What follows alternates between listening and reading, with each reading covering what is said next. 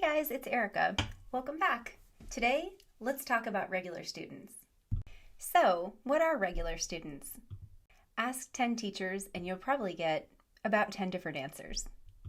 I'm not sure what your definition of a regular student is, but for me, it's basically any student that I've taught enough times to just kind of get to know them. A little bit something about them personally perhaps, but also get to know them as a student. What are their strengths? What are their weaknesses? What do they struggle with? What do we not need to waste time on, like we talked about a little bit yesterday? Something that I really like about regulars, aside from just that personal connection, is that if I think about it, I know how to teach these kids. Like I said, I know their strengths, I know their weaknesses, and so class usually goes as expected. Well, that kind of consistency and familiarity is really nice from a teaching standpoint. You don't have to reinvent the wheel. There's something that can happen that isn't so great about teaching regular students. One thing that I've found that can happen over time with regular students is that I become a little bit blind to their mistakes because I've learned to understand their accents. So therefore, maybe it's easier to miss pronunciation errors, or I've become accustomed to the strange sentence syntaxes they use or how they slightly misuse a word. I know what they're saying, but it's not really the best way to say something, or it's not really the most precise pronunciation.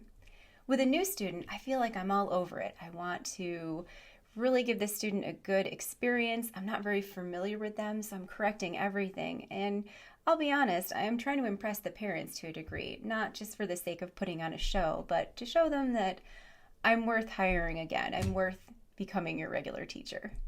With regular students, especially students whose parents leave you 5 apples after 5 apples after 5 apples, no matter what you do, it's really easy to let your standards slip if you're not careful. In fact, that's one of the reasons that I started this channel, to take an objective look at my teaching, especially teaching with my regulars. Today, in fact, I had 2 of my very first regulars. I didn't know in December of 2017 that they would become my regulars, but I met these 2 students 3 years ago, and they've been with me ever since. One of the regulars I taught today is a 13-year-old boy named Eric, who is now in level 7. When we started 3 years ago, he was in level 2, unit 4. I remember talking about emotions with him. Because Eric and I have been working together for so long, it's really easy for me to see the progress that he's made, from barely stringing together vocabulary words to make a sentence, and now he's in level 7 giving his opinions and giving speeches. And so to me, it appears that he's made a great deal of progress, and he has, but there are still things that he needs to work on. Something that happened more out of circumstance and situation than actual planning on my part or design was that when Eric entered level 7, I didn't have enough time in my schedule to see him as frequently as his mom wanted him to take classes. So for that reason, I'm now sharing him again with another teacher. So how could you recreate this scenario? Well, I guess obviously one way is to suggest to the parents in the LP that the student starts taking classes with more than one teacher.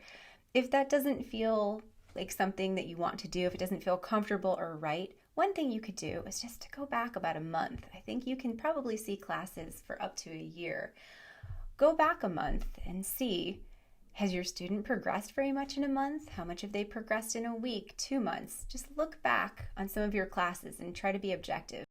Another problem of teaching regulars is that we become attached to them and we begin to have a lot of empathy for them, which, whoa, wait, empathy is not a bad thing. But we can't let it get in the way of making really good corrections to pronunciation, to grammar, to syntax, to everything, really. It's just, at least for me, maybe it's just me, maybe I'm just a bleeding heart when it comes to these cute little students, but it's really hard for me sometimes to make corrections for the 15 millionth time because I know how hard this student has worked. I know what a struggle it is to produce a complete sentence and with good grammar and with correct usage. It's not easy. This is definitely the case with my student Cindy. Cindy is 8 years old. She is in the first few units of level 5, and she's incredible. Again, she and I started in level 2, somewhere in the beginning of level 2.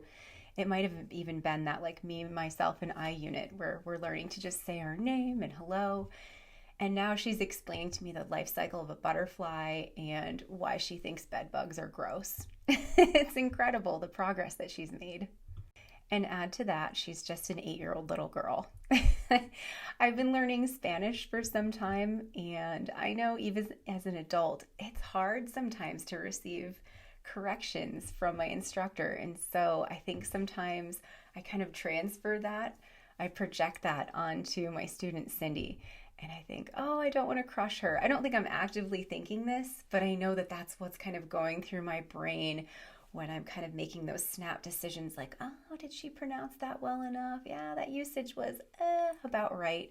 But no, the parents are not paying us for about right. We need to be really exact. So I guess it's a matter of balancing being compassionate with being a really excellent teacher and coach for these kids. So one way that I'm trying to make my corrections a little more or a little less, a little less painful is to kind of gamify the correction experience. I'm not talking about doing this on every slide. Sometimes you just have to correct and move on. But the nice thing about regulars, like I said before, is we know their strengths, we also know their weaknesses. So Cindy's struggling a lot with using the correct verb forms. We've learned past tense, we've learned present progressive, and just keeping it all straight sometimes is hard. I know this is something I still struggle with at times. In Spanish, my usage will be a little off. So part of our reward game today, I showed this a little bit with another student, but this was really effective for Cindy. So I showed her a base sentence. I searched for a ladybug last night, and I said, okay, Cindy, you tell me, is it right? Is it wrong? If you correct it, you get a point. If I need to help, I get a point. And so she said, oh, it's wrong. And this is something I wasn't even expecting. This was incredible. She said, it's wrong because it needs to be searched because of the last night. And then I told her, oh, yes, it's the past. And she remembered. She knows what past tense is. And so we did this with a variety of sentences. Sometimes I would offer a choice. Like for this one, this was a usage one. And so we were looking at inspecting and searching. And so she was able to, when she looked at the two, she knew that we search for things. We don't inspect for things. Well, I guess we could inspect for things, but we weren't getting into all that today. All that to say, I'm out of breath. All that to say that with like common things, so you don't feel like you're nagging, you can kind of gamify the experience. You can make it fun. And to me, teacher versus student sounded so lame. I've heard other people use it. I'm sorry if it's like your favorite thing, but I'm on your side now. I'm on your team. Teacher versus student was really fun. Her face lit up every time she got a point. And then when I would take a point, I'd say, well, do you think that's fair? Did you need help? And she'd say, oh, yes, here, teacher, you take the point. And it was fun. In the end, she won, but I won too because I want her to succeed. I won as a teacher, and that was really fun for both of us. So what about you? How do you define a regular student? Is it 2 classes, 2 weeks, 2 years? And if you do teach regular students, what do you really like about it? And more importantly, what are some of the pitfalls that you've run into or you've been able to successfully avoid to keep your students progressing? Tell me below in the comments. Thanks for watching.